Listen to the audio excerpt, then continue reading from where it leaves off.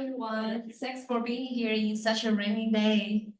So, hello and welcome to our education policy seminar today. I'm Poppy Liu, a first-year PhD student from the Research Statistics and Evaluation program at the School of Education of University of Virginia.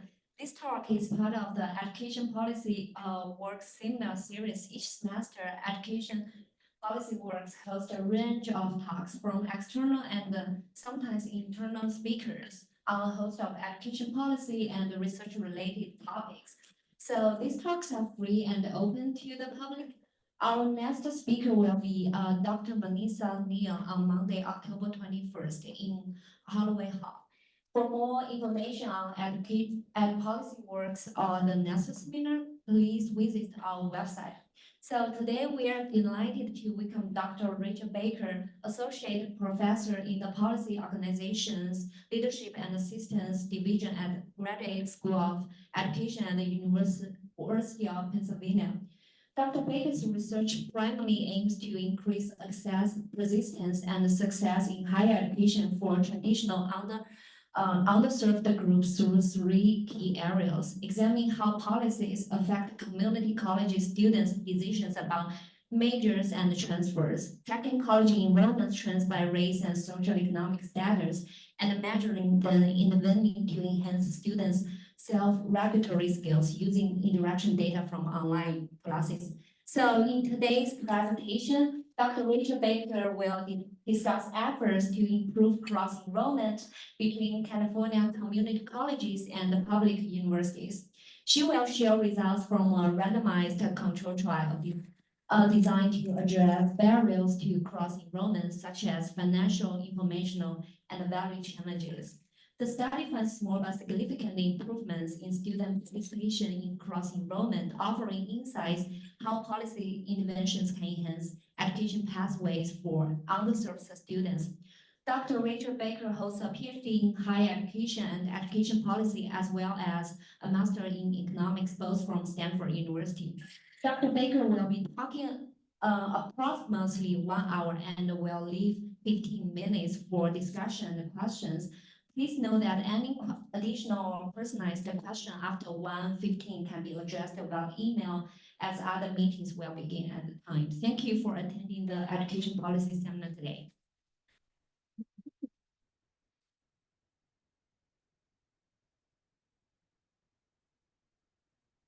Hi, everyone. I'm so happy to be here. This is my first time to campus, and I'm delighted to come and visit many new and old friends. I'm surprised any of you came with this title. It's so boring. I didn't think about that. And then I looked on the screen, I was like, that is so boring and informative. And I hope the talk is less boring and more informative, but it might not be. One thing I will tell you is that I've been working on this project for 6 years and I have never presented on it. Some of my colleagues have, but I haven't. And this is so everything you learn about what not to do in a PowerPoint is happening in these slides. There's so much text, way too much, and I know this. So I have, I think, relatively good self-awareness and very bad self-control, because I saw this and was terrible, but I can't stop. So bear with me, and I hope that you'll just glaze over some of the text as I'll talk about it. So I am at Penn now in graduate school of education, but all of this work is based at UC Irvine, where I was previously, and really, you should be thinking about California in the California context this whole time. For those of you who don't know, this is a painful slide. I moved from the coast of Southern California between San Diego and LA, views of the mountain 5 miles from the beach. I live in West Philadelphia now. It's just an urban hellscape. It's not, it's lovely. But so Irvine is here. It is in a dense part of Southern California, rich with colleges, four-year colleges and community colleges. And that's really important for the context of what we're going to be talking about today. But this is where we're situated today, coastal Southern California. Before we get there, I want to motivate, for those of you who don't think about community colleges all the time, why we should care. So, bear with me on this. For students who go to college, where students go by race, by socioeconomic status, today we're just looking at race on this slide, is increasingly uneven. So as more students have gone to college over the past, really, 50 years, we're looking at 25 or something here. The lines here, this is a little bit tricky to look at. parity would be at 50%. So if you took a random Black student and a random white student compared where they went to college, here we're using the Barron's rankings, which is a very crude measure of selectivity, but like pretty meaningful. If you picked a random Black student, a random white student, the probability that the random white student would be going to a more selective college than a random Black student was like above 50%, 55% in the around 1990. As this is a nadir, one of the smallest high school graduating cohorts, as the cohorts have grown, competition has increased, we see that the difference in selectivity has increased over time. For Black, the difference between Black and white students, difference between Latinx and white students. So we see students going to increasingly different types of colleges over time. When we look specifically at community colleges, public two-year schools, we see that huge differences. So this is of students who started at who went to college, of those who went to college, excluding students who didn't go to college. Low-income students are much more likely than their high-income peers to start at a community college. We see students whose parents did not go to college much more likely than those who did, and we see big racial differences. So we see tremendous sorting by all these factors that we think are uncorrelated with where you go to college, really predictive of where students go to college. This matters because outcomes at community colleges are super disappointing. This is the 2012 beginning cohort of college students, BPS. At their start, this is of students who started at a community college, almost 80% of them said that they wanted to earn a bachelor's degree. This is like a high estimate for a number of reasons. There are like financial aid reasons why you might report this. But like by and large, students who go to a community college say that they want to transfer and earn a 4-year degree. 6 years later, 6 years after starting at a 2-year college, 14% of them or so have earned a bachelor's degree. Another 20-something% have earned an associate's degree or certificate. Almost 50% of them are not enrolled and have not earned any credential.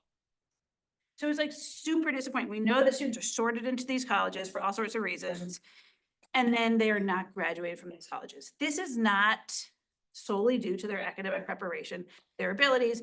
These schools are incredibly hard to navigate. We'll get into that a little bit later. But like, why is this? I'm going to talk about a bunch of reasons now super quickly, like why are students not transferring? And this is all going to come up throughout the talk. First, it's really hard to navigate two systems. If you want to transfer, if you want to start at a community college and earn a bachelor's degree, you necessarily need to navigate the requirements at your 2-year school and then at your 4-year school and navigate the transfer process between the two. And there's a lot of uncertainty about transferring credits, and that uncertainty is based in reality because it's incredibly complicated to know which classes will count towards a certain requirement or count at all. There's incredibly good qualitative work about that. Students who start at a 2-year college often have lower than they should academic self-efficacy. There's a great rhetoric in the States about who deserves to be where and why people end up where. And so students in 2-year schools often have, very compelling quotes about like, I don't want to transfer. I know that transfer students aren't treated the same. They don't have the same expectations. They don't have the same access to professors. There are lots of fears about social integration. So students who started 2-year school are worried about integrating into a 4-year school when their peers have already been there for 2 years. Very hard to get information about transfer. What do I actually need to do to transfer? There's great work in Texas trying to navigate the actual transfer websites, the information that's given, and then tons of financial concerns, right? It's going from a less expensive to a more expensive school.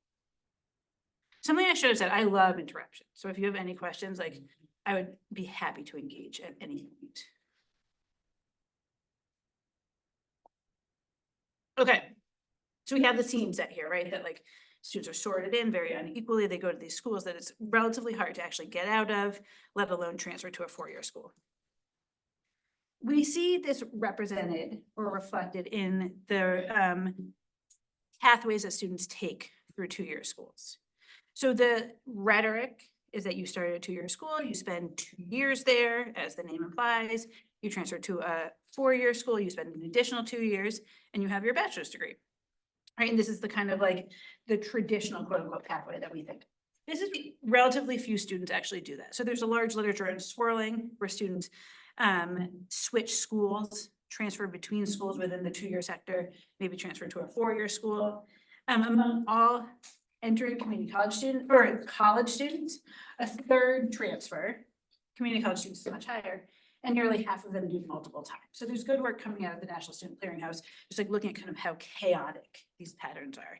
Students are not taking the linear path through. There's also relatively high prevalence of something called simultaneous enrollment, where students are taking classes at 2 colleges at the same time. Co-enrollment is when they're doing it at 2 colleges at the same level or sector. So 2 community colleges. You see this super often in California for all sorts of reasons. The students will be enrolled in multiple colleges at the same time. Cross-enrollment is when you cross sectors. So a 2-year student taking a class at a 4-year campus while still enrolled on their home campus, or a 4-year student taking a class on a 2-year campus. And this happens really often for people to kind of fulfill requirements. Often it happens over the summer. Questions? So we're going to be focusing on cross-enrollment today. A student at a community college, while still enrolled in the community college, taking classes close to full-time, in 1 class at a 4-year campus. There's not a ton of super compelling causal evidence about the effects of cross-enrollment, but the evidence that does suggest all points in the same direction, that is associated with more positive. Tons of this is due to selection, right? You have to be a kind of savvy student to know how to do this, but there's some work that like approaches something that we might consider causal evidence looking at this. So the work has all come out of national data sets, the BPS from 96 and BPS 04. And we see that lateral simultaneous enrollment to 2-year school is associated with higher first-year grades after transfer, higher persistence, and higher probability of earning a degree. This work doesn't do too much to control for selection. Significant positive relationship with persistence and completion for students. This work does more to control for completion. Both of these studies use some flavor of propensity score matching, where they're looking at similar students observably and find really positive things, like so more likely to transfer, more likely to persist, and then more likely to earn a degree. Yes. Why does the cross enrollment happen? What are the main reasons for it? Why students would want to cross enroll? Great question. Is it because classes aren't being offered? We'll get into this a lot, but I'll tell you now the kind of main reasons. So one is that you have just greater access to classes, right? That you, with lateral cross enrollment to community colleges, it's like, sometimes it's just a matter of capacity. Sometimes it's a matter of the class not being offered on your home campus, but access and flexibility with timing is a huge issue. With the cross enrollment, with 2-year students going to the 4-year schools, a lot about this is people who want to transfer and they want to test out a class. They want to show, they want to have it on their resume that they have taken it, or on their transcript that they've taken a class and passed it. They want to test out a campus before they transfer there. So it's a lot of reasons they're mostly related to transfer. So it's kind of a related question, but like, what's the theory about why this would promote positive outcomes if not for selection? And then 2, like in California, how easy is it to do that? Oh, we're gonna so deep there Okay. with how easy it is. The short answer is super hard, but that's not what it looks like on paper. So on paper, it looks really easy, but in actuality, it's quite hard. Why is it associated with better outcomes? Great question. So one is like, you can just pick up credits more quickly, right? Like that you just have greater access to courses, a greater selection of courses, more flexibility when you can take them. But then also it's like this networking, right? So now you're meeting and there's a lot of work about like, if I want to make a shame about having a faculty or staff on the 4-year campus who you feel like you have a relationship with, and that how that changes students' sense of their self and self-efficacy. So there's like work that's shown increased academic self-efficacy, networking, and momentum stuff, like where you're actually picking up credits that count towards a 4-year degree. Financial reasons, because it's a lot cheaper. Ben? Is the denominator here community college enrollees? And if so, what, like, but maybe you'll get into this, feel free to punt, what share simultaneously enroll? And then like for the mechanisms, the latter one totally makes sense to me if students are coming to a 4-year university and sitting in person. I'm curious, especially over the last 5 or 10 years, how much, if you know, of the simultaneous enrollment is, I'm taking a class at my community college because it's 2 miles from my house, and then I'm simultaneously enrolling in University of Phoenix or another 4-year online. Okay. Great question. So let me start at the beginning. Like the denominator for a lot of this work, the stuff that's using the bigger surveys is often all community college students no selection, like no criteria beyond that. In our work, we're looking at transfer intending community college students, and we define transfer intending in like a bunch of different ways that I can get into, and we cast the widest net possible. In terms of online, so if any of you have worked with the transcript, the PETS data from BPS, if any of you, it's like absolutely amazing. It has every class that every student has taken at any college that they were enrolled in throughout their college career. It is very crude, and the measures that they have are sometimes self-reported and often like distilled down to the point where it's actually not intelligible. So within the PETS data, we don't have good information about if students are taking classes online or not. One would assume, I mean, if it's University of Phoenix, you know that. But if you're taking a class at any other school, there's not a good indicator, not a reliable indicator if they took it online or not. And part of that is like the newest PETS data are 10 years after this, but that's still when 7% of classes were taken online or something like that. When I'm going to move to our context, no one's taking classes online. And that's still post-pandemic and everything. That's just because the UCs don't have super robust online offerings. And then, sorry, what share of however you define the denominator, should I think of this as like 2% students or 25%? That's a super interesting question. So all of these studies there is a variable in PETS called simultaneous enrollment. That is, you can get into the documentation of how it was created, but it's like the first is if the student said it was a simultaneous enrollment, and then if not, if the terms overlap for 1 month is considered. We've kind of like checked that, and we don't think that this variable is actually that reliable at all. So these studies report something like 10% of students ever simultaneously enrolling. Our estimates are higher than that on average when we actually go in and manually create these kind of like models. So, but you'll see estimates with 5 to 30% of students simultaneously enrolling, and it's hard to nail down using these data. Yes.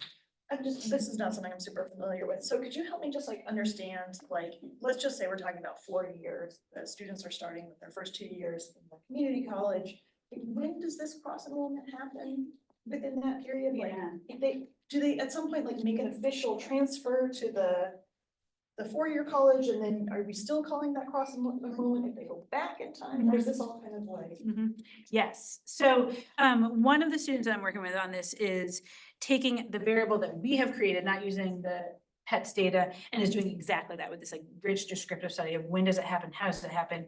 So we consider any enrollment that is when you are taking a class at not your home institution at the same time that you're taking classes at your home institution to be simultaneous enrollment. That could be 2 to 4, 4 to 2. We consider your home institution the university where you're taking the majority of your credits the previous term. And then that term, like we have this like kind of, there has to be not just like switching continuously, that's transfer if you're switching from like majority in one place to another place. When it happens in students' career, it's like, with any answer is like super chaotic and idiosyncratic. It happens, the way we've defined it, it happens mostly, and this is like survivor bias, right? Because it's like the students who make it to their 3rd semester, they're more likely to do it later on, but that's like losing a lot of students already. But we find that it is later in students' careers that they're doing this. It's like in the 60th percentile of their overall credit accumulation. But that's really hard to talk about because students have such variable lengths of enrollment. Yeah. I'm also not familiar with this context. For the cross enrollment, does the student have to apply to get approved to do cross enrollment typically, like at a 4-year institution, or is it pretty much you can just sign up? I'll talk about California, which is the context I know best. And I'll get into this later in greater detail, but you have to have approval from your home campus that you are eligible for cross enrollment, which means that you've been enrolled for 1 semester, you have a cumulative GPA over 2.0, that you're up to date on your tuition payments, and that you're taking 6 units at your home campus that semester. So your home campus approves you, literally, they put a stamp on a piece of paper. Then you have to go to the 4-year campus and get approved to take it. There's no admission, you're not getting admitted to the university, you're just getting approved to take a class, which is basically just a space eligible. Like once you've been approved by your home campus, they'll take anyone that they have space in the class for. It gets super complicated very quickly, but that's the kind of general. You simply answered it. Okay. Other questions? Okay, you guys have gotten into a lot of great details. Okay, so let's talk about California. California has this like three system higher education. This is a very bad graphic that I screen grabbed from a video, and so it's like poor resolution and then strange order, but it is what it is. So there are 9 undergraduate serving UC campuses in California, relatively well geographically spread out, missing the entire third of the state, but like these are the 4, but like no one actually lives up here, so where the people live. These are 4-year campuses that grant PhDs. They're research-intensive universities. 23 Cal State campuses, initially chartered to offer undergraduate and master's degrees. Now, some of them do offer PhDs, but they're really focused on undergraduate education. They were the normal schools, the teacher schools. At the beginning, they're no longer. They offer a range of degrees. 116 community colleges spread across the state. This has like great geographic spread, right? They are everywhere. If you live in the LA region, like you are within a reasonable, I mean, LA traffic, reasonable drive of like 30 schools, right? There's like so dense down here. 116, 115 of them have physical locations, and 1 is this online campus that Ben knows a lot about. Ben can tell you a lot. So like the community colleges are like absolutely astounding in their geographic reach. They serve, I'll show you right now, actually, if we focus on the community colleges first, they serve 1.5 million undergrads in the fall. If you do annual enrollment, it's like more like 2 million. I'll start with UC, sorry, that was confusing. The UCs admit the highest achieving California undergrads. When they were founded, it was supposed to be the top 1/8 of students. That's gotten a lot fuzzier, but they're mostly California residents. Of those who transfer into the UCs, 91% of them come from the community colleges. And they have really high freshman graduation rates. If you extend that out, it's even higher. 73% is really good for 4-year colleges. It's even higher when we give them 6 years. Cal State's were chartered to serve the top 1/3 of high school graduates. It's about that now. 400,000 of them, they're mostly California residents. And again, the vast majority of students who transfer in come from the community colleges. 1/3 of graduates from the UCs started at a community college and transferred as an upper division transfer student. 1/2 of Cal State graduates started at a community college. The community colleges are open access, which means that all students who can benefit from instruction, that's a literal charter, can enroll. There is no barriers to entry. You have to fill out an application. But anyone who could benefit is admitted. Largest system of higher education in the US, somewhere between around 1/3 of all community colleges in the country go to a California community college. The 35% graduation rate at the Cal States, that's the 4-year graduation rate, is much, much higher when you give them up to 8 years. It's closer to 50, 60% depending on the campus. And the California community colleges, 21% of them who say they want to transfer end up transferring, which is higher than the national average, which is pathetic, but that is the truth. Okay, so this is the context. What's important here is that transfers from the community colleges to the Cal States are incredibly important because you cannot earn a bachelor's degree at a community college. If you want to earn a bachelor's degree, you have to transfer. The vast majority of them transfer in-state to a Cal State or a UC. And a lot of graduates from the UCs and the Cal States started at the community college. This transfer pathway was part of the initial charter, this like 1960 master plan in California, and it continues to be incredibly important for students, right? That this is like, the system is built so that students start in community college and then transfer up. Rachel, Yeah. I think I can kind of swear this, but there seems to be something sort of like that isn't making sense to me about the story you told at the beginning, which is that this transfer process doesn't work very well. And then what you just said, which is like 1/2 of the people who are graduating from these institutions are from these community colleges. Can you just help me explain those? Those are both true facts. Yeah, right. So we have 400,000 undergrads, and we're saying that of those who graduate, which is less than 400,000, let's say like 300,000, 1/2 of them come from the community college. So that's 150,000, and we have 2 million of them here, right? So there are a bunch of students. Like, this is a huge system, and yes, it is incredibly important. The transfer function is incredibly important for these students and for these schools. And still, there are tons of students who say they want to transfer who do not. So it's just like this pyramid sort of. Yeah. It's tighter. Yeah, exactly. Does that answer your question? So in 1994, California enacted a state policy, legislation at the state level, that said that any student can enroll in a class in a different sector without matriculation, without being formally admitted, without matriculating, and at no additional cost. You pay the tuition of the school you're going to. So if you're a community college student, you're paying $46 to take a class on a four-year campus. This was the initial legislation. Part of what we've done in this study is one of the members of our team went to the archives in Sacramento and sat down and read all the original documentation from the legislation, which is like super bureaucratically interesting and dense and full of, like, this is all handwritten notes and there's all sorts of like snarky comments about who wasn't playing ball. But like they sat down and they said, okay, if a student wanted to go from the UC to the CSU, what are the implications for enrollment, for revenue, like really worked it out and thought about why, if they should enact this, and who stood to gain from it. When you read the legislation, which you can just like get online, that's just a screenshot, it's all about making this California system more student focused, making it like centering the student experience.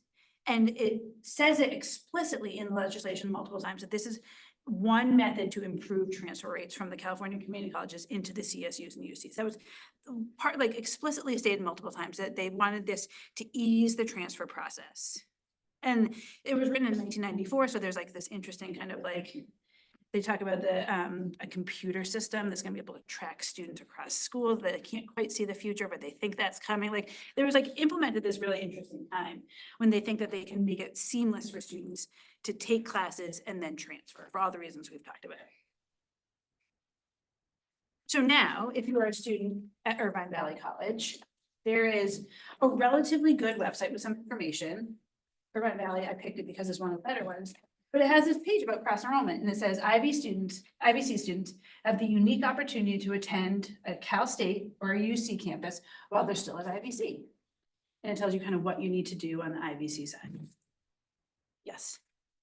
Again, feel free to find if you're gonna get to this, or maybe it's just out of scope. How should we think about cross-enrollment alongside articulation agreement that guide transfer, courses I take at the community college that might count towards transfer degree requirements at the CSUs or UCs? Right. You can't think about them separately, right? Because if you're going to take a class, so articulation is having the two, is like a unique bilateral agreement where the four-year campus says, if you take this class, we will accept it and give you the credit for a specific class on our campus, right? But then when you enter cross-enrollment, this is where it gets so messy so quickly. If you're a student at a community college and you want to take a class at the four-year campus, you need it to reverse articulate it, right? Because you need to potentially count it towards your degree at your community college. So you need both ways articulation, and you don't know where you're going to transfer. So if you take a class at UC Irvine, but you end up transferring to Cal State Fullerton, you need that class to either articulate from UCI to Fullerton directly or articulate through your community college, right? So that it gets really messy, and California is like moving quickly with articulation agreements, and it's still a total mess for students because there isn't great articulation, is not system-wide.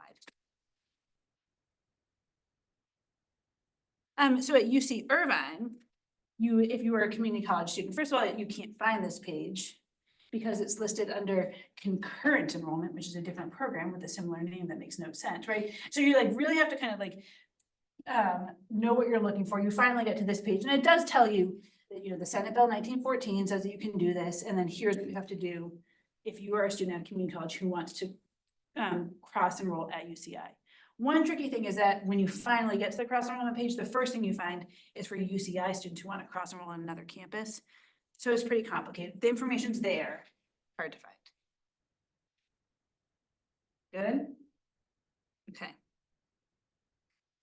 Okay, so this is how this all started. This is how this big mess started in fall of 2018. So the latest statewide data were collected in 2003, and it says there's no systematic system-wide method for collecting data about cross-enrollment. We don't know how many students are actually cross-enrolling. The latest data from a 5-year period, 98 to 2002, found that 1,200 students across the state, community college students, when the annual enrollment was over 2.5 million. I can't do that math, but it's super low, like very, very few students. So across this, here we had something like 105 community colleges, right? Like 2.5 million students, 1,200 of them cross-enrolled in those 5 years. At UC Irvine, the only four-year campus that has been willing to give us individual data, we saw that 200 students cross-enrolled in this 5-year period. That is with conservatively 30,000 students annually who are within a 15-minute commute. Community college students. So no one's doing this. Like almost 0 students are doing this. So this is what started this. I was working on a project with the head institutional researcher at Irvine Valley College, and we were working on math requirements. They changed the way the students were placed into math. We were doing this big study. As a side note, one day he was like, and I just read about this policy. Do you know about it at UC Irvine? I was at UCI, he was at Irvine Valley. He's like, and students from my campus can take a class at UCI every semester, essentially for free. And I don't think anyone's doing it. And he was an institutional researcher, so he had like access to all his records. He's like, I found like 5 students have done it. So I called Division of Continuing Ed, got these data, and I was like, yeah, 209 students have done it from the 5 local community colleges. What's going on?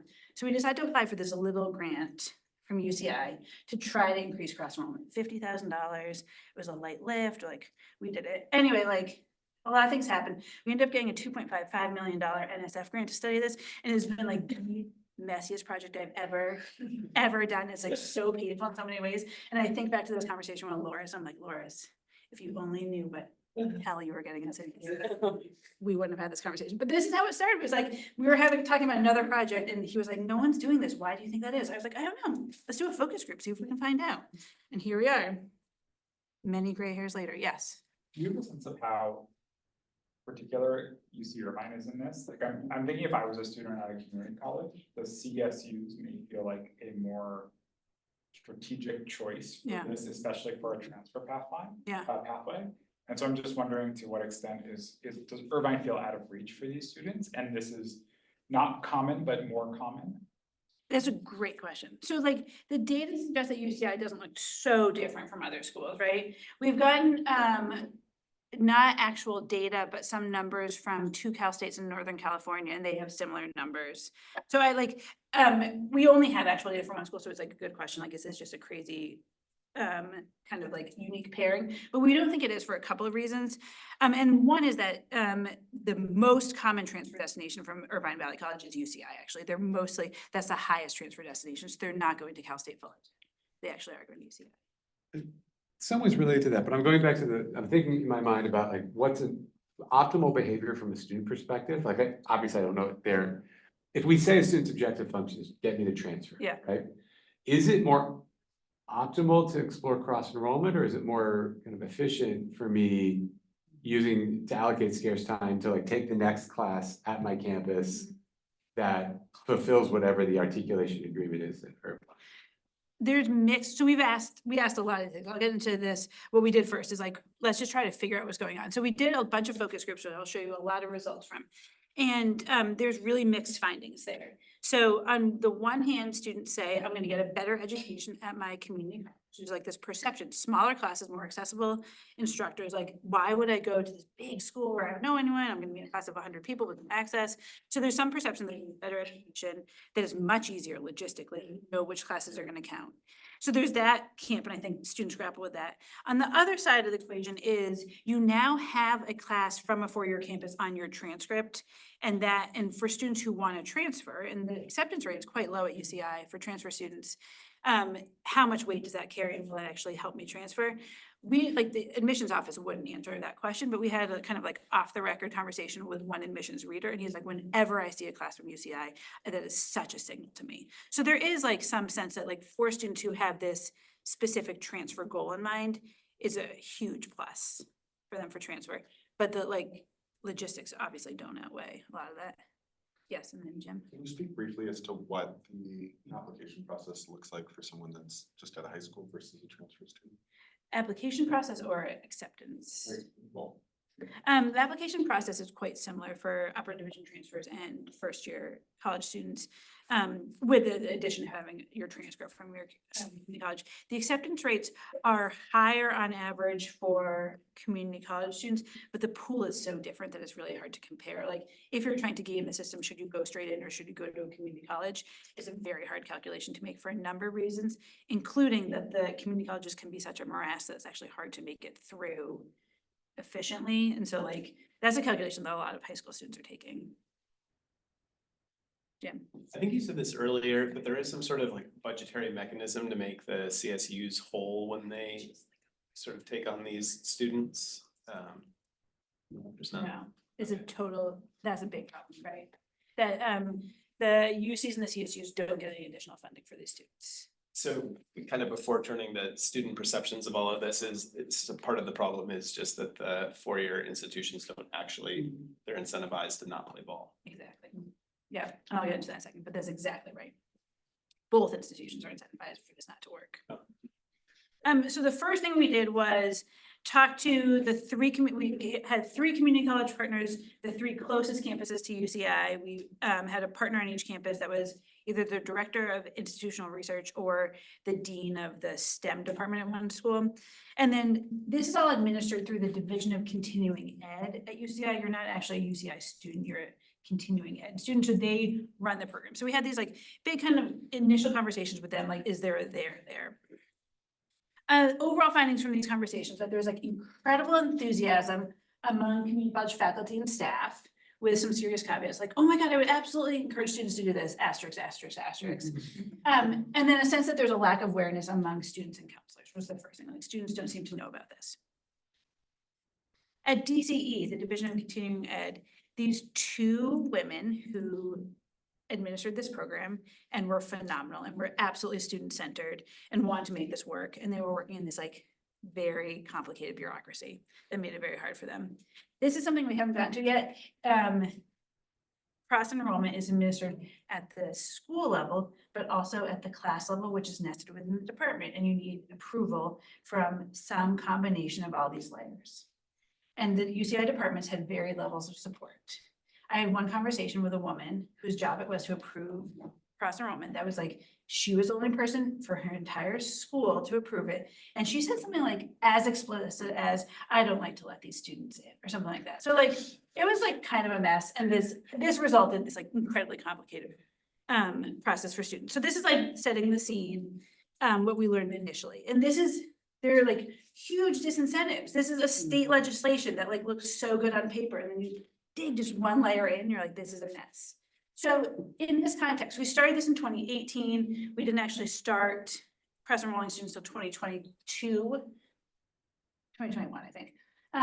But this is declining enrollment. So for the 10 years previous to this, enrollments in community colleges had been very flat, masking some heterogeneity, with some schools actually losing enrollments. Schools are funded by the number of students they enroll, so enrollment is hugely important for these schools.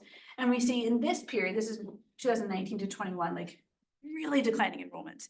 Community colleges could not afford to have their students take a class at another campus rather than their own. That was a big background context. Ben has gotten at this, that like the sequencing of courses is complicated and also quite inflexible. So if you take a class out of sequence, you could really mess up your timing or your ability to transfer. The revenue model at 4-year campuses, departments got $0 for these students, where they would get funding if it was a UCI student. So they could only really afford either to have an administrator who cared about the transfer function and was willing to help students out, or they have an empty seat that they're not going to get money. Right? And then there are enrollment constraints, right? Like these 4-year campuses don't have a lot of extra seats in a lot of their classes. So this is the context we're working in, right? There's like state legislation that's student-centered, supposed to help transfer, blah, blah, blah, blah, blah. And there's like no reason at any level why it should work. So this is what we're walking into, trying to see if we could increase cross-enrollment. And we're going to try to simultaneously be not like obviously tinkering with the revenue model, but helping departments to understand why this could play in their favor. Thinking about classes that we could suggest to students that weren't offered on the community college campus, so they're not losing enrollments. Trying to address some of these from the back end while also addressing the student-facing issues. So the first thing we did to try to understand the student perspective was hosted a bunch of focus groups on the 3 campuses. We had 12 of them, over 100 students total. They were about an hour long, all conducted in English. And what we wanted to do was learn from transfer and attending students. If anyone cares about that definition, I can talk more about that. And we wanted to know what they knew about cross-enrollment, their potential level of interest, and their perception of like why they would want to do it or not. Through this process, did you see any changes in the transfer intention of students once they learned how complicated it was, or is that something that was kind of like a given at this point? That's a great question, right? So we like run the risk of giving them too much information and telling them how terrible it is and then turning them off transfer. So we, in the focus groups, I don't think we worried too much about that with the conversations because it's tricky. The community colleges are unionized and have very clear roles and responsibilities within layers. And so, and I'll get into this a little bit later, but our project team acting as a counselor on the campuses was incredibly threatening and problematic. So we had to really walk this tight line. So we were not giving any advice. We're only giving publicly available information. We worried about that we're going to do I'll show you results from an RCT where we are actually feeding students information, and we worried a lot about unintended consequences there by showing them how complicated it was, for sure. So what we find, and these are where the slides are really terrible, and I apologize, but the first thing is that there was incredible interest in cross-enrollment. So a lot of quotes, this is just representative, this is what I wanted to do, but I didn't know that it existed here. By and large, there's great enthusiasm. And then a lot of, it would turn, I sat in a lot of these focus groups. This was fall 2019. So we were on campus in rooms with people. We had no idea what was coming, but very lucky timing. It would be this 20 minutes of great interest and questions and kind of thinking about how to fit into their own pathways, and then pivot to this but wait a second.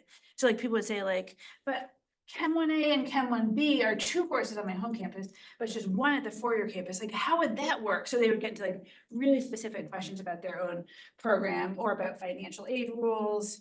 The 4-year campus is on the quarter system, the 2-year on the semester system. That gets messy pretty quickly. So a lot of enthusiasm, and then really quickly into the ooh, this seems complicated. And so people, and then they were talking about their concerns about taking a class on the 4-year campus. Is the teaching quality be worse? That came up a lot. I think is probably the truth.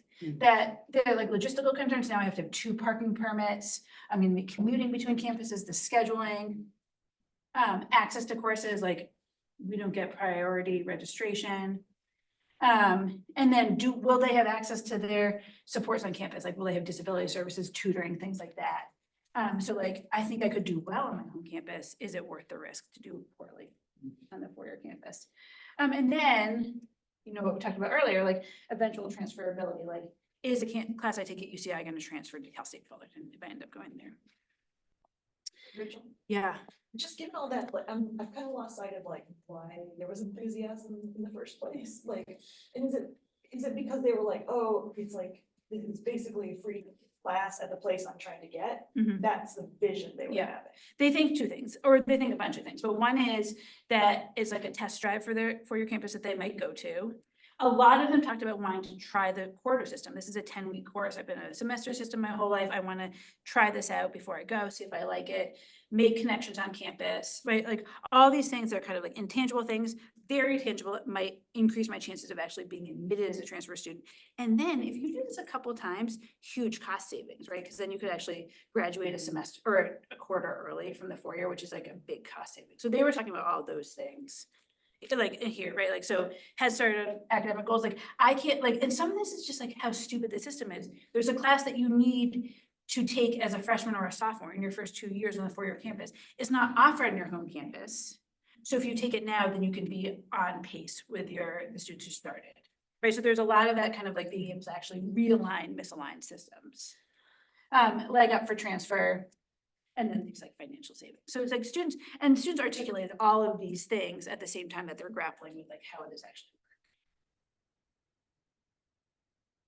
Then we talk to counselors, who are the kind of the people that students are talking to most frequently, the front line, and asked about their perceptions. So we want to know about their awareness to level of information, how they actually advise students about this, and their kind of like general opinions. This was 5 focus groups across the 3 schools with mostly pretty experienced counselors.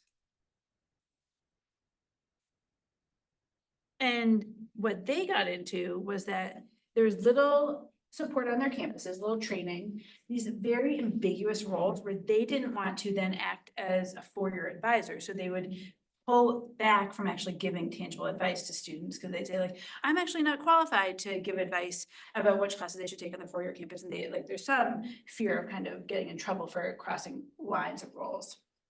And they couldn't find information. So counselors would say like, I don't know, like, it's not clear who I should ask. We don't actually have someone on the campus to refer to. Instructors don't know about it. So there was like a lot of ambiguity and question on the counselor side as well.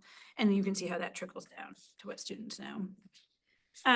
But then they kind of reiterated the same benefits that the students said, that like jumpstart their academic goals, they can take the required coursework, and it's super cheap. It was a really cheap way to get credits.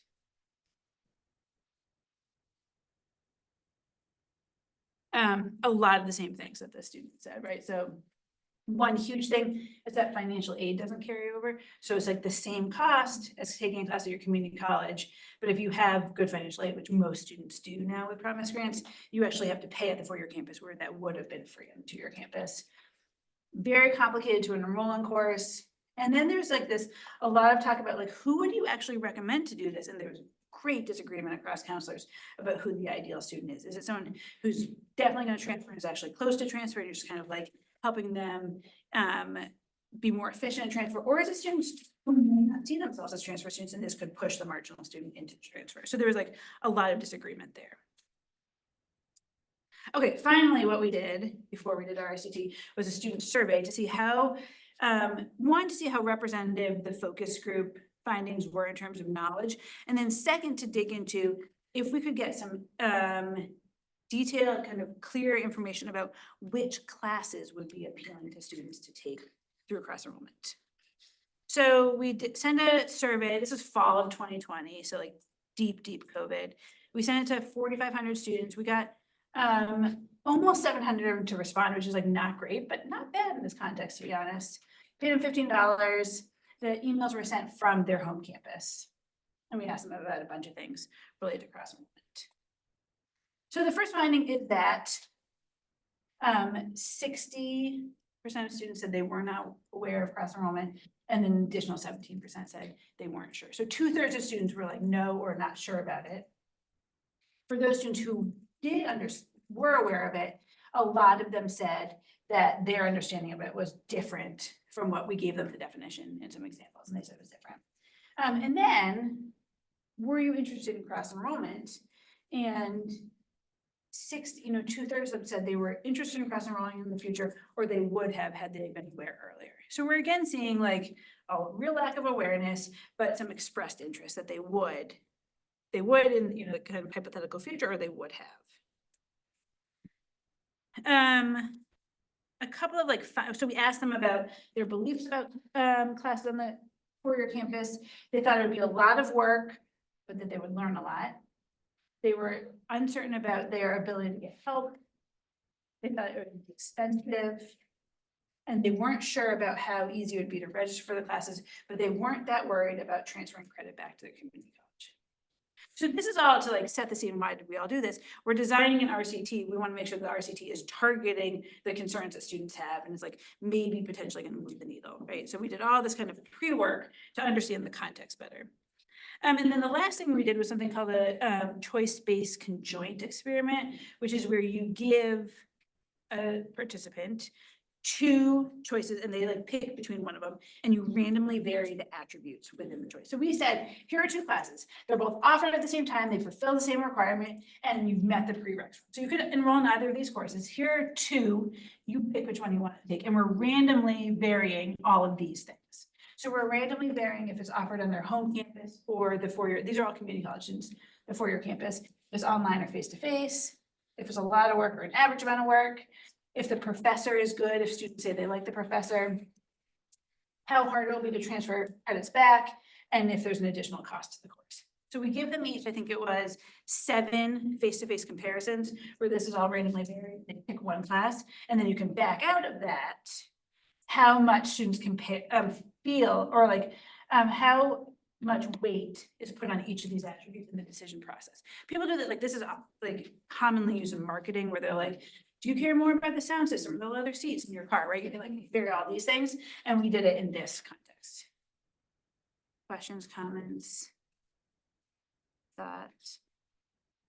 Okay, so the main thing we found with this, I won't walk through all these numbers. The first, like, no one cared about online. The importance is like, basically what percent, what is the weight of this attribute in making the decision? So higher weights means like that is weighed more heavily when people are making decisions. No one cared about online. This is fall 2020, like we cannot even know what happens here. When they're just looking at 2 classes on their home campus, they care most about cost and how good the instructor is. Those are the 2 highest weights. When we add in you can take a class on your home campus or the neighboring 4-year school, the transfer process, being able to get these credits where you need them, kind of outweighs everything. These things still matter, but really it's like students are really worried about this transfer process. So this was important for us when we're designing our experiments. Like, clearly we need to be targeting, if we can't affect how easy the transfer process, like if we can't actually make the transfer process easier, we can like work around the edges to provide as much support as we can, or potentially change their perceptions of how hard this is. Cost matters, we address that in our intervention, and we like address some of these other things. I don't know if this is like even a question that makes sense, but like, I'm thinking about like the ethics of it a little, like, cause you were saying like that it is hard. And then like, how do you think, I know you're an ethical person, so like, how do you think about like telling them it's not hard when it is hard? So we didn't do that. What we end up doing, let me get into it. When we have our RCT is and I'll like jump ahead and I'll come back to all of this stuff.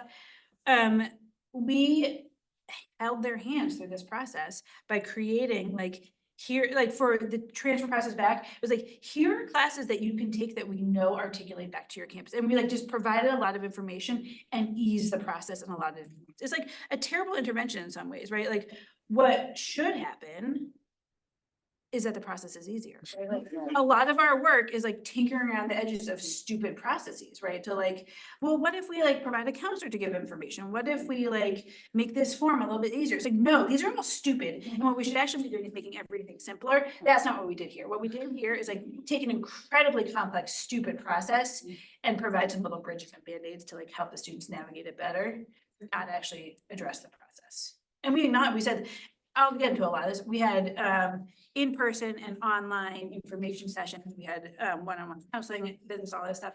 And we would say to them, like, this process is very hard. Let us tell you where students usually get stuck, and we're gonna help you navigate the process. And you're gonna see that reflected on our results. Like, it's statistically significant, which is not hard when you have thousands of students. So there are a lot of stars and the numbers are tiny, basically what we see. So we designed this big intervention where we did 2 things, 2 big buckets of things. One is to Julie's point, like we gave them a lot of information. We tried to present this in a way that was compelling and clear for students and really broke it down into these like steps. We had Zoom and in-person information sessions. We hired counselors on each of the campuses, so we paid for about a quarter-time counselor on each campus to provide individualized support with office hours. And then we had our UCI team had a dedicated email address and like had office hours so that we were available as well. Then we paid for up to $400 for each student to pay for the fees of the course, which are not huge, but $50, which is a lot. When you're getting free classes the other way. We paid for textbooks through a direct line with the bookstore, and we paid for parking passes for students. So basically we tried to get this cost down to 0 for all students.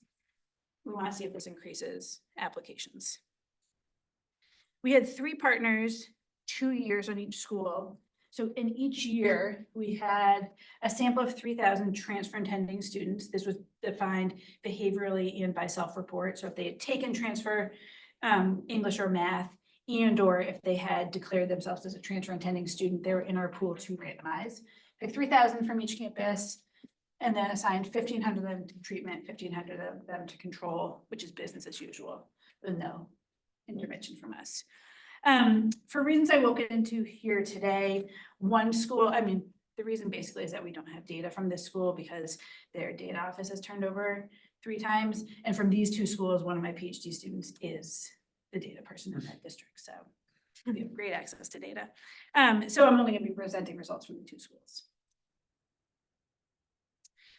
So what we did, right? So now we have kind of like post fact finding, we're now into intervention phase. We invited students via an email, a postcard sent to their home, a letter sent to their home, and a text. The email and text came from their home campus, so it's an email address that they should, and a number they should recognize. Postcard and text or letter were individualized with QR codes, so they would get a postcard, very little information, but like, you can take a class at UCI with a QR code that would take them to, and then this is the text in the email, a consent form, because this had deep IRB communication. And they would, this actually changed in the second year, which was great, and I'll tell you how it changed. But they had to like, a relatively short consent form, but they had to consent before they were given access to any of our information. And the information really, most of it was in this website. So we had static, always accessible information that we were pushing them to. And so like this website that was a UCI, it had a UCI URL and had a bunch of information. We had a lot of videos where we had members of our team welcome them, give them a little information. We did a lot to make sure that this was up to date. So to show that the website was like actually providing accurate information. Some of our other work has shown how little students trust static websites. So we tried to like convey that this was up to date. And then we did like, gave a lot of information, yes. When did the random sampling happen from the original pool? Did that happen in the before the postcard phase or after the consent phase? Before the postcard phase. So this was all happening, yep. Yep. And the year 2 is a little bit different. It's interesting, so I'll get into that. So like a lot of like kind of step by step. So like first decide if you're eligible, and then it gives context of the community college. It has a list of questions you should ask your counselor, eligibility criteria. So what we're trying to do is pull up, this is all publicly available information. Very little of this is stuff we created, and just pull it and curate it and consolidate it, right? So it's like one-stop shopping, all the information from your home campus, from the 4-year in one place.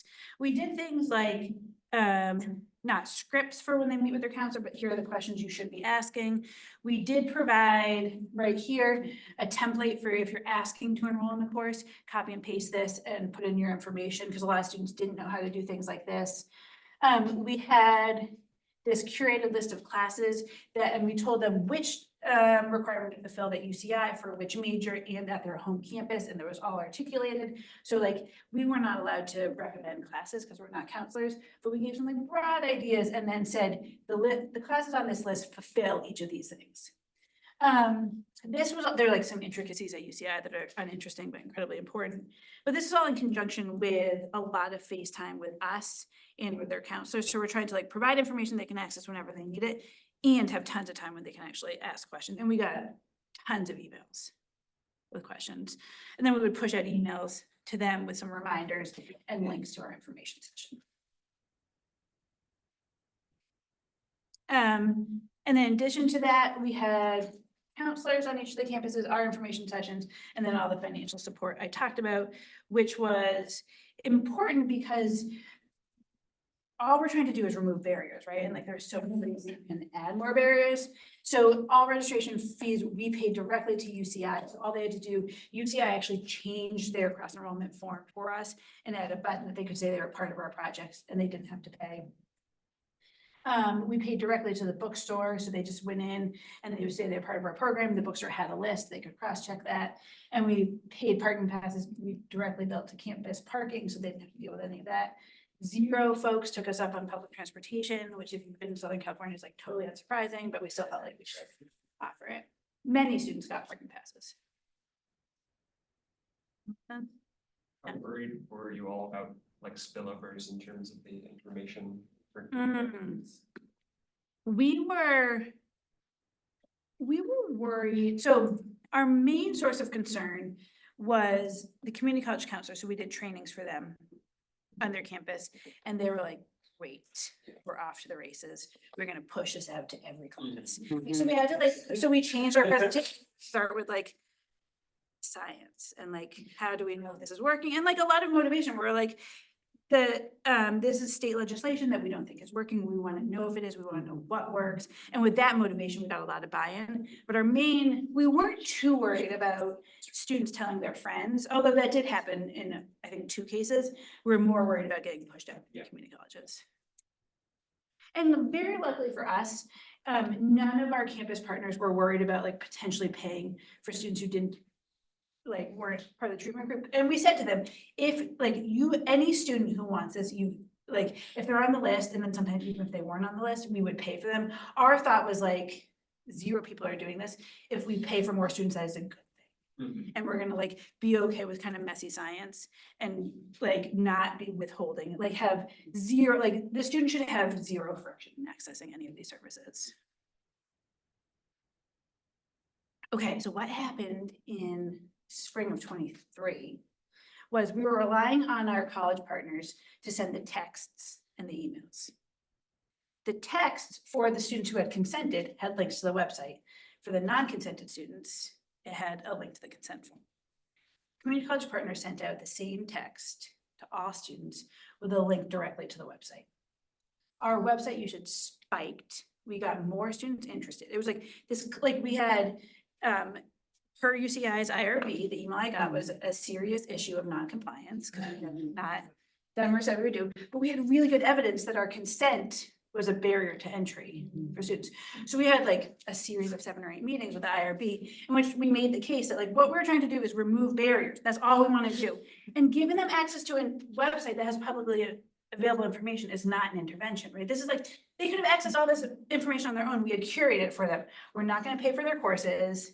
We're not going to give them one-on-one support until they consent, but like, can we give them access to the publicly available information? And they agreed. So in year 2, we have a much more available information and a higher bar for consent, basically. Yes. Ask about that. So my understanding of my guess of one of the main functions of the consent form is to be able to see outcomes on these students. How, sorry. To be able to see outcomes on these students.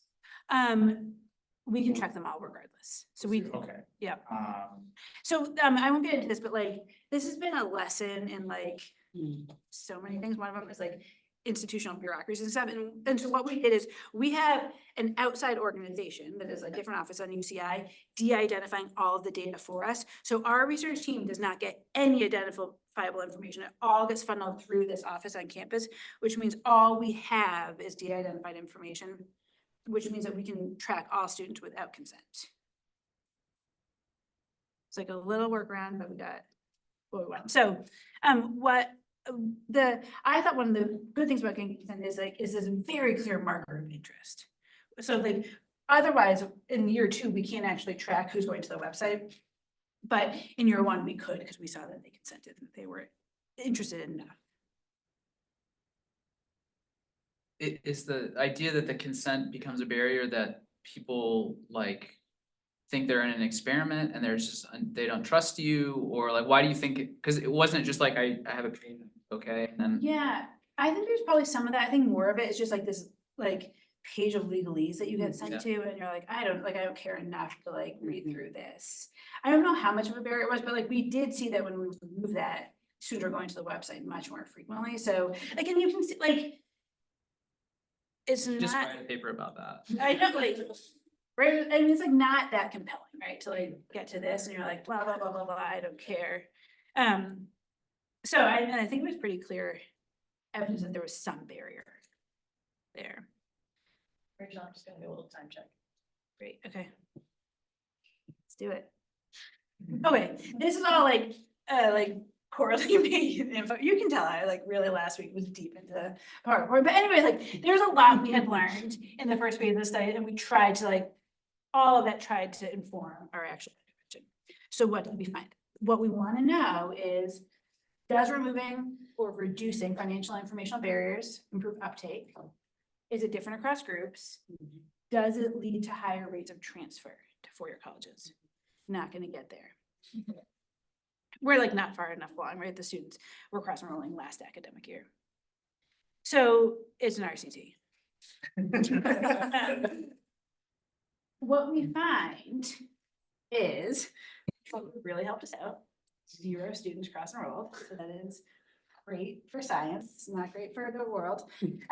We see this difference in consent, right? So in the first year, we see that 21% of students showed some active indication of interest in this. Second year was a lot lower, but that's because we had changed the consent process. 71 students applied for cross-enrollment and 43 students actually enrolled. 2 years, 6,000 students, not a lot of students, right? Lots of stars, not a big number, right? So we like clearly can move the needle, but not impressively so, right? Like this is $2.5 million. Yeah. Do you know like how many people like opened the texts or the emails or anything like that? We do, that's a great question. We do have data on that, and I can't remember. It's pretty high though. We do think we're getting through to students. We have that for the postcards for sure, and the emails I just. And do you know the difference? I mean, so we've got those that applied and those that registered. Do you know how many applied and were turned down as opposed to just not following through to It is register? very close to 71 minus 40. Oh, really? Yep, this is all happening because of 4-year barriers to the 4-year school. It's not entirely, but it's very close. Yeah. Do you have any sense of if you had a much larger take up, would you still have ended up with an applied? Or because of these constraints, would you still would have ended up with 43? In some sense, what I'm asking is, to what extent is even conditional on treatment, is this a rational response by students to not engage in the system? Because 43 students, there's spot for 43 students. Right. And if more try to get into it by applying, not more. That's a great question. So I can answer that in a couple different ways. The short answer is, I think capacity was greater than 43. Not infinite for sure, but there were classes like, so in a lot of this, like we're talking to DCE who's administering this program, and then we went out and just like talked to a lot of departments. And there were classes that there was room in the class, but then those classes weren't well aligned with the community college schedule and sequences. So like they could have taken a class, would have been the ideal class for them, not sure about that. What we started doing also after the first semester of intervention was explicitly encouraging students to apply to 5 classes at the same time or up to 5. And we had the Division of Continuing Ed change their application to allow for that. And that's because if they didn't get into their first class, they would automatically try to get them into their second class and their third class.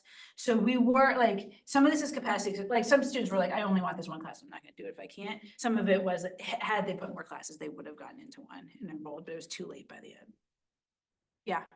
Do you have a sense of, I guess, like the intended majors that these students come in with, and then also, I guess, like you mentioned that you listed out, like, here's the courses that transfer, here are the courses that go directly to UC, Irvine, but is there like a mismatch between, say, I'm a basket weaving major and that just doesn't align with any of the courses you outlined? So we don't yet have their major, we will have their majors. We'll have their stated major, also like what their course transcript seems like their major is. What we did for recommending classes was take the biggest transfer majors at UCI. So we like hopefully captured a lot of them, but not necessarily all of them with our recommendations. And then we also recommended GE courses, which should apply to everyone. I'm gonna show you so the results are like exactly the numbers I just showed you in regression form. Nothing changes when you add in all the controls. The interesting thing is that we see big difference, big for small numbers across racial groups. So we see that white and Latino students are much more likely to take this up. This is on the application, which should be an average of about 0.012. And Asian students, the highest performing subgroup in all 3 of these schools, are taking this up at the highest level in our intervention. So like, I think more data, this is like an incredibly complicated process. And like with this intervention, it's still a lot of selection into like who can actually take it up. When you have like, I guess, the later data, will you be able to see if, I guess it's different data, but would you be able to see if the student previously applied to the institution? Like, I'm thinking of a high school student who maybe didn't get into the system, but now they're like, oh, I have a chance to take this. Yes, we will have that. I haven't thought about that. I wanted to show you one other thing. I know we're out of time. What we're going to be able to also show is like what we care about is if they transferred, right? Like in that, like, we don't care in some ways if they cross enrolled, but if this gave them some sense of like the ability to transfer, in some ways, like the intervention was making UCI look friendly and inviting and welcoming and like willing to work with these students. So I think there is like, we're not gonna see huge effects, like clearly this is very small, but we are gonna look at transfer and BA attainment. But also, did this change how they interact with their home campus? And we have very preliminary evidence that there's some sense that is true. They were visiting their counselors more often. And then did they cross enroll in other schools? We can get data for if they went to any of the local four-year schools as well. So like, I'm not super hopeful about this, but I think there is interesting stuff here to look at. How similar, are you able to see how similar and different the consented versus non-consented groups are? I think I'm worried, are the last two outcomes, are you worried about those being endogenous outcomes because of sample selection bias? Because those are the ones who got the full information. Well, because what, 20% of folks, if you Right. like go only Right. consented, right? So that seems like, are you worried that seems like that's the first stage outcome, and then a number of folks attrited from that stage Right, to the second, right. to your later outcomes? And that's a good point. We have looked at that. I don't have the numbers here. But we should do that, yeah. But sorry, these are all ITT regardless of whether or Yes. not they consented. because Yes. of the university. Yes. So I mean, it's important for interpretation, but these are still, I guess, just ITT. Yeah. Like the fact that people don't consent means that they're gonna be a zero. Cause we're not Right. gonna get the services. Right. Which is gonna like, Yeah, that's cost right. per services. That's right. Is important for this, but the treatment. Right. Right. That's right, I think, but that's yes, we had not thought through that enough.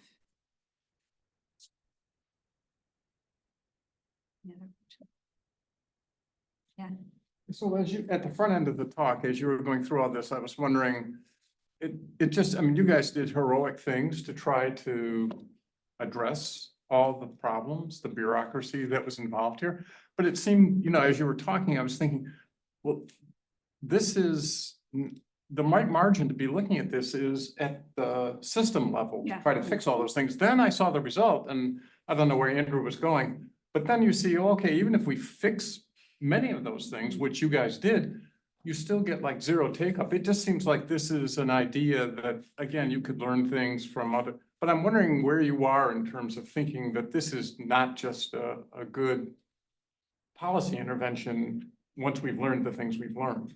I think that's right. I think that in a frictionless system, it would be great, right? Like, but I think to get there, there are so many layers of things that need to be addressed first. And I think that like what has been most interesting for me in doing this, like for like relatively not that exciting RCT, is like unpacking the layers of administrative burden that both staff and students are asked to address like multiple times in a semester. And I think that's the most interesting thing, is that there's like this kind of like very narrow, when we're looking at this one little policy that's like kind of important, not that important, right? But through it, we like expose the many layers of friction. And I think that's the kind of most exciting thing here. So we have like this side project where we're looking at this all through the lens of administrative burden and like trying to kind of understand that. And like I said earlier, like for a lot of these things, the answer is not providing these little band-aid solutions to students to help them navigate a stupid system, is to go back and like make the system easier to navigate. And I think that is the answer here. Yeah, and in that regard, I'm just wondering whether there must be political type discussions at the system level where, I mean, these are three well-articulated systems, which is sort of different than many other states. You would think that those people could be talking to each, I mean, this isn't like problems that are unknown to them in terms of the articulation agreements and all the other things that went. I'm just wondering, why hasn't it occurred at that level?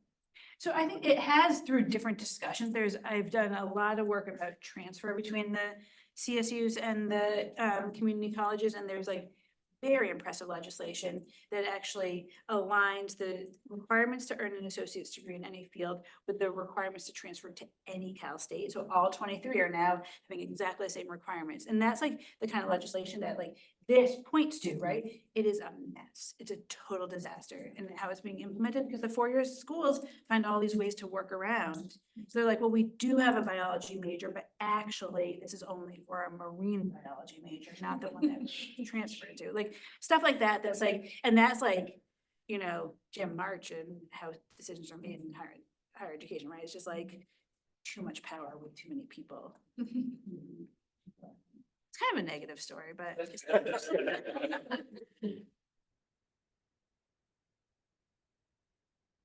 Thanks, this was super fun.